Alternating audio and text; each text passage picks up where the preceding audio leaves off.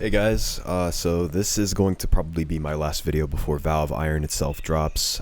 Just letting you guys know, decided to take a little break. I really don't have a whole lot to talk about other than Valve Iron, except for this one thing. Verse 3 has seen a lot of major updates and content updates, but I think that the minor changes are going to be where it really shines and helps the game, flourish for a longer period of time. And I have some ideas for some changes that I think would really help the game's longevity and also just make it feel a lot better to play. I'm not going to bother doing any setup for this. I'm just going to get straight into it. So the first thing that I really want, and I hope we get to see at some point over the course of Deepwoken's lifespan, is more Oathgate points. Right now, the Oathgates are meant to function as like a pseudo fast travel system, but the problem is they're very inconvenient to access, especially in the early game, and I feel like something like that should be like a permanent progression thing, especially for the main game. I can understand them being a lot less prominent in Valve Iron, but I think making them a lot stronger and a lot more consistent in the main game would be just better for everyone involved. So Oathgate points that bring you to the Hive from places like Minitirsa or places like Erisia that you don't have to go out of your way to get to, because 9 times out of 10 you're just going to go to the one in Etria, and I think them being in more places would just make progression a lot more convenient. It would make traversal a lot more convenient. I get that they don't want to completely cancel out sailing, but I mean, it's just a good idea if you ask me. I don't think there's any reason for all of the places that you can actually go to from the Hive to not have a specific gate that you can travel back to the Hive from. Like, for example, the one on Songseeker that just puts you in the middle of nowhere on the Void Zone's edge. I just think that there should be another shrine there that lets you go straight back in case it was like a misclick or something. Overall, that just makes the game a little bit more convenient. I don't think it really hurts like balance for gameplay or anything. And if Void Walkers can teleport instantly to anybody on the map at specific points of interest, then why can't we just use Oath Gates to fast travel to points of interest consistently? I mean, I'm sure that a lot of Void Walkers literally just use it to fast travel at times. I don't see why it shouldn't be an option for like every player. Next up, I think something that I would really appreciate, especially for sailing, is a fast hotkey to anchor to spots on a ship. Everybody knows they've been trying to fix this, but there's a lot of desync when it comes to your position when you're on a moving object, especially a ship, and I think it would just be super convenient if you could just press a hotkey, like, I don't know, maybe the emote button, and it gives you a list of like locations on the ship to choose from, and then it anchors you to that ship doing a specific emote. That way it's not as like difficult, and you don't have to worry about getting like flung to the back of the ship or some other thing that potentially could get you knocked off of the ship. I know that it would be more so a band-aid fix for like the larger issue at hand here, which is that you're kind of sliding around on the ships a lot these days, and to be honest, I know that it's probably like a fucking pain in the ass to fix. So I think that a quick little band-aid fix for the future would just be to have this feature where you could automatically anchor to a ship without having to walk to a cannon and hope that your E button works, you know what I mean? It would just be super convenient, super easy, and it would make the sailing a lot less of a headache. Moving on though, another minor change that I think would be very, very convenient for gameplay is more castaway location options for that specific origin. Now, a lot of the origins change gameplay or give you a different method to progress, and I think that's cool, but I feel like more locations to cast away to, like Miner's Landing or Summer Isle or any other like populated location with like a city kind of like, hub spot for you to be able to spawn at, would be very nice. It gives the player options to actually make their progression a little bit more streamlined if they have a specific method of progression that they really like doing, and I think that would just overall be a net positive. This one's a bit more on the wacky side, but I've been advocating for this for a long time, and I really do think that there should just be an experience gain echo upgrade, especially now that we have Valve Iron and the main game, which are separated as a more casual experience and a hardcore experience. I know that they've been doing a lot to make the progression faster, and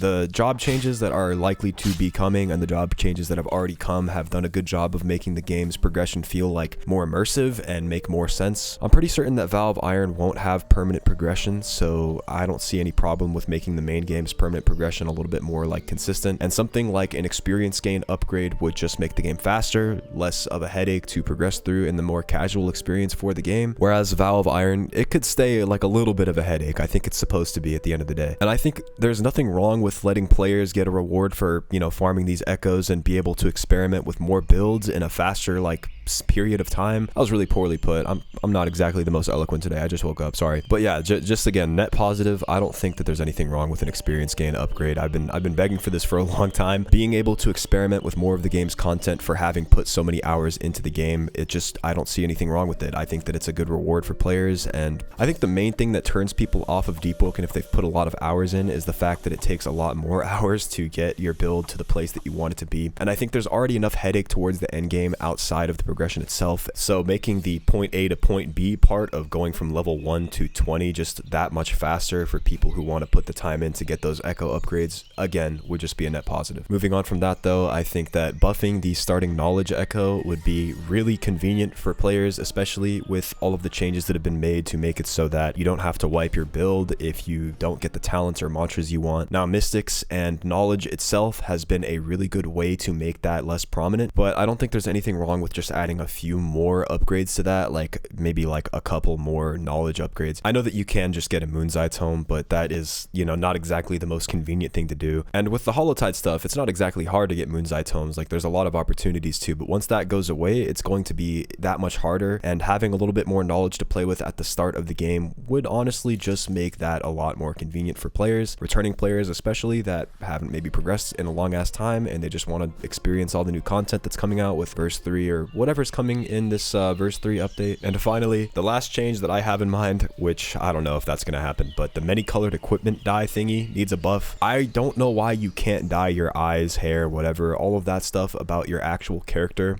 with that item for like 25 crowns. I feel like we should have a little bit more freedom. It still takes some grinding to even get that item, and I just think that having to do that much more grinding to get the regular dye packets, it adds a little bit of tedium to the game that I don't think is necessary for something as trivial as cosmetic or visual stuff. Did I say that right? Whatever.